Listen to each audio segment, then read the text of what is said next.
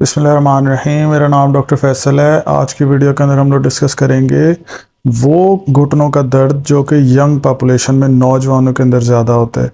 तो उसे उसके लिए एक टर्म यूज़ की जाती है जिसको कहते हैं पैटेलोफेमरल पेन सिंड्रोम। सो इसके बारे में आपको बताऊंगा और बड़ा इजी लैंग्वेज में समझाऊंगा आपको, ताकि आपको इस कंडीशन के बारे में सब कुछ पता चल सके। आपने वीडियो का एंड तक देखना है। चैनल पे नए हैं, चैनल को सब्सक्राइब कर लें। अगर आप इसके नाम को गौर से देखें तो दैट इज़ पैटेलोफेमरल पेन सिंड्रोम। ये जो पटेला है, ये पटेला होता है इसका नाम, ये जो पटेला लिखा हुआ है। ये नी कैप को हम पटेला कहते हैं। जो फेमरल है, ये फीमर हमारी जो बोन है, ये वाली जो हड्डी है, इसको डिनोट करता है। पैटेलोफेमरल पेन सिंड्रोम हमारी पटेला और फीमर के कम्बिनेशन की वजह से होती है। अब होता ये है कि अब हम मोस्टली जिनको भी घुटनों के अंदर दर्द होता है, हम लोग मोस्टली समझ रहे होते हैं कि वो जो घुटनों के बीच में एक आवाज़ें आ रही हैं कि इनके बीच में गैप ख़त्म हो गया है, जिसकी वजह से हमें ऑस्टियोआर्थराइटिस के साइंस आ रहे हैं। मोस्टली जो यंग लोग होते हैं उनके अंदर ऑस्टियोआर्थराइटिस जल्दी स्टार्ट नहीं होता। ऑस्टियोआर्थराइटिस ओल्ड एज में जाके स्टार्ट होता है, क्योंकि ओल्ड एज के अंदर जाके आपके जो हड्डियों के बीच में जो कार्टिलेज होती है, लाइक ये अभी मैं आपको दिखाऊं, ये अभी ऊपर हड्डी है, ये नीचे हड्डी है, ये जो आपको लाइट कलर का नज़र आ रहा है, ये अगर एज के साथ साथ घिस जाए, उसकी वजह से फिर हमारे जब भी कोई मूवमेंट होती है जॉइंट के ऊपर, तो वो मूवमेंट होने की वजह से यहाँ पे ये हड्डियाँ नोकदार हो जाती हैं रगड़ने की वजह से। तो ये नोकदार जो होते हैं, इनको हम ऑस्टियोफाइड फॉर्मेशन कहते हैं, जो कि हमारे most of the time knee osteoarthritis की तरफ हमें लेके जा सकता है। बट ये ओल्ड एज के अंदर ज़्यादातर होता है। लेकिन जो पैटेलोफेमरल पेन सिंड्रोम है, ये आपको यंग एज के अंदर भी हो सकता है। अब ये क्यों हो सकता है? अगर आप इसकी मूवमेंट को समझें, जो हमारी नी जॉइंट के ऊपर मूवमेंट होती हैं, इसको अगर आप समझने की कोशिश करें, देखें जब हम अपना घुटने को मोड़ते हैं और जब सीधा करते हैं, तो आप अपना गौर से इसके ऊपर देखें, नी कैप के ऊपर। जब हम सीधा कर रहे हैं, हमारी नी कैप ऊपर की तरफ जा रही है। जैसे ही हम अपने घुटने को मोड़ रहे हैं तो वो नीचे की तरफ आ रही है। ये आपके जो टांग के ऊपर और आपके घुटनों के ऊपर जो मूवमेंट हो रही है, इसके साथ साथ कौन मूव कर रहा है? आपका नी कैप, आपका पटेला। होता ये है कि ये जो पटेला है, इस पटेला के ऊपर लगे होते हैं आपके क्वाड्रिसेप मसल्स के टेंडन। ये जो ऊपर से ये वाला पट्ठा देख रहे हैं, इसको टेंडन कहते हैं, जो पट्ठे का सिरा हड्डी के साथ जोड़ता होता है।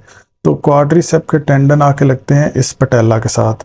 अब जब ये कंटिन्यूसली इस तरह की मूवमेंट होती है, इस तरह की मूवमेंट होने की वजह से अगर आपके मसल्स के अंदर वीकनेस हो, आपके मसल्स के अंदर, क्वाड्रिसेप मसल्स के अंदर वीकनेस हो, या फिर आपका पोस्चर गलत हो, आपका बैठने का तरीका गलत हो, आपका खड़े होने का तरीका गलत हो, या फिर आपको कोई स्पोर्ट्स की इंजरी हो जाए, तो उसकी वजह से नुकसान ये होता है कि ये जो पटेला है, ये बिल्कुल स्मूथली इसके ऊपर मूव नहीं करती।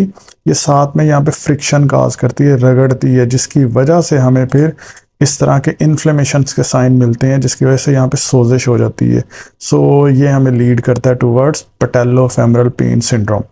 अब इस कंडीशन के अंदर अगर इसको डायग्नोज करना हो तो बेस्ट होता है कि आप लेटरल व्यू के अंदर एक्सरे करा लें। जब आप लेटरल व्यू के अंदर एक्सरे कराएंगे तो उसके अंदर लेटरल व्यू के एक्सरे से आपको पटेला की पोजीशन का पता चल सकता है, जो कि अपनी नॉर्मल जगह के ऊपर नहीं होगी। इसकी पोजीशन जो ऊपर नीचे होने की वजह से आपको पैटेलोफेमरल सिंड्रोम को डायग्नोज करने में हेल्प मिल सकती है।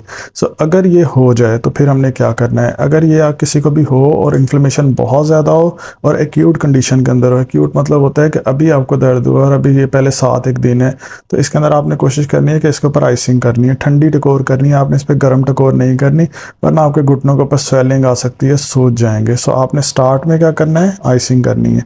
सेकेंडली, आपने स्पेसिफिकली उसी एक मसल के ऊपर आपने स्ट्रेंथ ट्रेनिंग करनी है, और वो होगी इस अंदाज से कि आपने घुटने को मूव नहीं करना। अगर आपने घुटने को मूव किया, लाइक फर्ज करें कि आपकी पटेला जो है वो पेन काज कर रही है, आपकी ये जो नी कैप है पेन काज कर रही है, आप विद मूवमेंट एक्सरसाइजेस कर रहे हैं। तो जब आप विद मूवमेंट एक्सरसाइज करेंगे तो उससे क्या नुकसान होगा?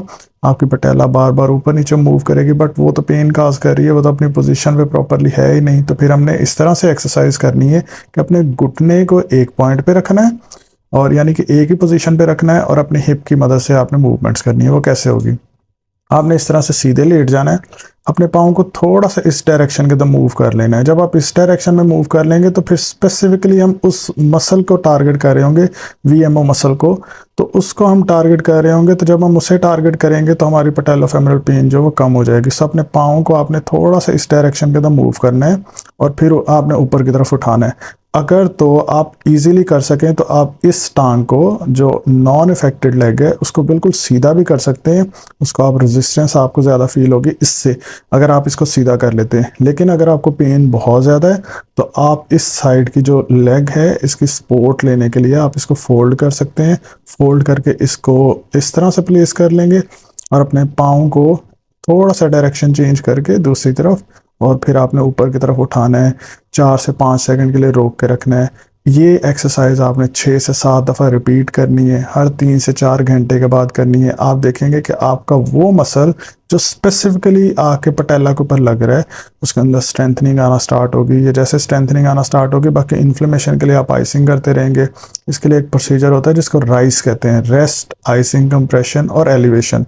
सो एलिवेशन आप कोशिश करेंगे कि थोड़ा सा पाँव इस तरह से टेढ़ा करके दूसरी डायरेक्शन के अंदर मूव करके, तो आपने इस तरह से एलिवेशन करनी है। So rest, icing, compression, elevation for patellofemoral pain syndrome. So ये most of the time young patients के अंदर होता है, जो कि हम इग्नोर कर देते हैं। ज़्यादातर हम फिर यही समझते रहते हैं कि ये जो हमारे घुटनों के अंदर मूवमेंट हो रही है और हमें टक टक की आवाज़ें आ रही हैं, ये बेसिकली इसलिए आ रही हैं कि हमारे जो घुटनों के बीच में गैप ख़त्म हो गया है, कार्टिलेज का कोई प्रॉब्लम हो गया है।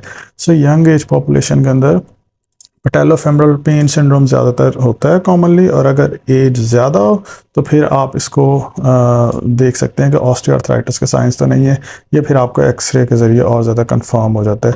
अगर आपको ऑस्टियोआर्थराइटिस है और आप इसके बारे में कोई एक्सरसाइजेस देखना चाह रहे हैं या फिर कोई इसके डिटेल्स देखना चाह रहे हैं, तो मेरे चैनल के ऊपर एक पूरी मैंने प्ले लिस्ट बनाई है जिसके अंदर मैंने घुटनों के बारे में ऑलमोस्ट हर चीज़ को कवर किया है। चाहे वो आपके घुटनों के पीछे की तरफ दर्द हो, घुटने के लिए कौन सी एक्सरसाइजेस बेस्ट हैं, किस तरह के नी कैप आपने लगाने हैं, जो आपने नी ब्रेसेस लगानी होती हैं वो किस तरह की लगानी है, ये बहुत ज़रूरी है। क्योंकि आप अगर नी ब्रेस गलत यूज़ कर रहे हैं तो ये आपको आर्थराइटिस की तरफ लेके जा सकता है। और इसके अलावा आप इस पूरी प्लेलिस्ट के अंदर घुटनों के बारे में भी देख सकते हैं और पूरे चैनल के ऊपर हर तरह की वीडियोस देख सकते हैं, लाइक बैक पेन, फॉलेज, लकवा, इस तरह की चीज़ें। एक चीज़ मैं यहाँ पे मिस कर गया हूँ जो मैं आपको बताना चाह रहा हूँ कि अगर आप अपनी पैटेलोफेमोरल पेन सिंड्रोम को ठीक नहीं कराते हैं, आपको ये वाली कंडीशन है और आप इसको बिल्कुल लाइट ले रहे हैं और ठीक नहीं हो रहा है, तो आप ये बिल्कुल गलत कर रहे हैं। क्योंकि अगर ये नी कैप देखें, जब यहाँ पे ये फंसी हुई होगी ना, जब आप मूवमेंट करेंगे, जब आप चलेंगे, जब आप एक्सरसाइज करेंगे, साइकिलिंग करेंगे, तो ये आपस में रगड़ेगी। जब ये रगड़ेगी, इसकी रगड़ की वजह से क्या होगा, आपको कल को फ्यूचर के अंदर ये आपका जो कार्टिलेज है ये घिस सकता है। ये अगर घिसेगा तो फिर ये डेफिनेटली आपको ऑस्टियोआर्थराइटिस की तरफ लेके जा सकता है और ऑस्टियोआर्थराइटिस को ट्रीट करना बहुत मुश्किल होता है। पैटेलोफेमोरल सिंड्रोम, पेन सिंड्रोम को ठीक करना बहुत ईजी होता है अगर हम दोनों को कंपेयर करें। चैनल पे नए हैं तो आप चैनल को सब्सक्राइब कर लें। Thanks for watching this video.